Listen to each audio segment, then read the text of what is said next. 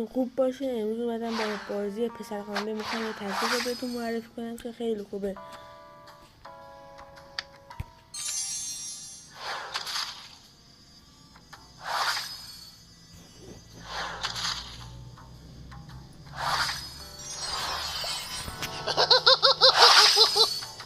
اول شاهین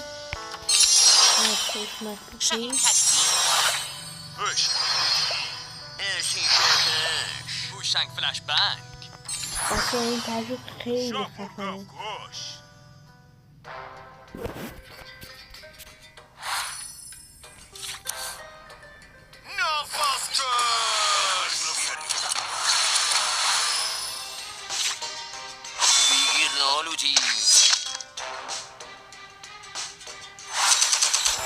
آنالیز نیروها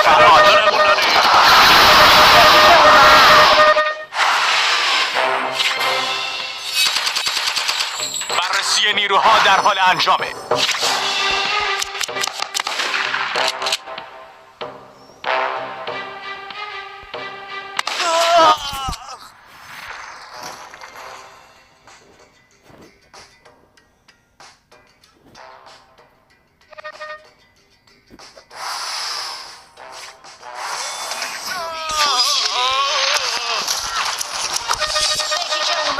میتونیم با این ترتیب که من بهتون گفتم یه 5 6 7 بار پشت سر هم ببریم. این ترتیب خیلی خفنه.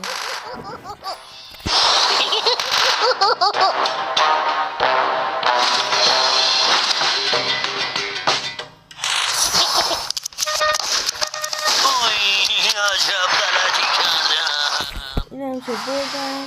امیدوارم از این ویدیو خوشتون بیاد. اونا که میبینن خواهشان لایک کنن. تا ویدیو بعد خدا نگهدار.